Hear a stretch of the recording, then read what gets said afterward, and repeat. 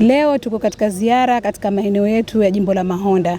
Hapa tuko Kinduni, njia ya skuli ya kuendea skuli ya Kinduni. Tulikuwa katika maeneo ya Mkumbi ambapo tumeenda kuangalia daraja, maana ile daraja palileta matatizo kidogo kwa sababu wakandarasi walikuwa wanaendelea na ujenzi. Kwa hiyo tukajaribu kuwasiliana na wizara husika ambayo ni Wizara ya Ujenzi na Uchukuzi.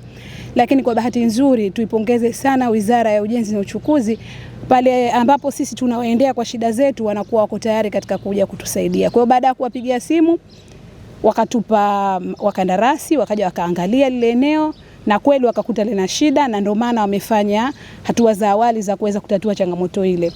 Lakini kwa bahati nzuri pia au bahati mbaya, tulipopita kwenye kuangalia lile eneo ambalo wao tuliangalia kile ambacho wamekifanya au kile tulichowaambia tayari wamekitekeleza, na kweli tulipofika pale wametekeleza. Lakini naamini wana mipango mingine ya kupatengeneza pakawa pazuri zaidi au pakaweza kuleta tija, kwa sababu pale tunaamini kinyesha mvua lile kifusi chote kilichowekwa kitaondoka na maji, kwa sababu pale maji yanopita ni maji mengi, na kiasi cha kwamba hizo enzi za nyuma huko tayari tulishapoteza watoto kadhaa ambao walikuwa wanapita maeneo yale ya kwenda skuli. Kwa hiyo tuipongeze serikali yetu, serikali sikivu, serikali ambayo unapowapa shida zako au wanapoona shida wanakuja kuzitatua kwa wakati.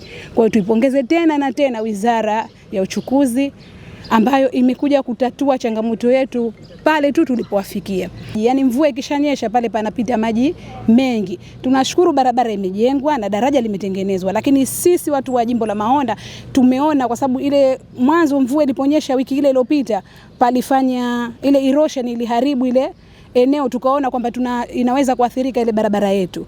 Kwa hiyo sisi tukaamua kuwataarifu wizara kwamba hapa shida ipo. Sawa, tumejenga barabara alhamdulillah, lakini shida ipo kwa sababu pesa zilizotumika pale ni mabilioni. Kwa hiyo inawezekana sasa ule uharibifu utakaotokana na mvua unaweza ukapelekea hata ile barabara nzuri ambayo serikali yetu imetujengea ikaweza kuharibika. Kwa hiyo sisi tulifanya juhudi za kuwapa taarifa wizara, na tunashukuru wizara nao walifanya utekelezaji. Kwa hiyo na wametuahidi kuendelea kufanya maboresho ya eneo lile ili paweze kuwa salama.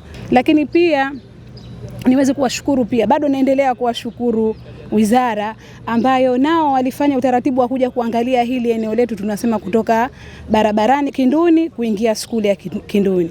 Kwa wamekuja kuona na wametuahidi kwa kipindi hicho watakuja kutujazia kwanza kifusi, at least ya watoto wetu waweze kuingia skuli kwa vizuri, kwa sababu maeneo haya manake inaponyesha mvua ili kufika skuli inakuwa changamoto kubwa, na watoto wetu wanakuwa wanafungiwa kabisa kwa sababu hawawezi kufika.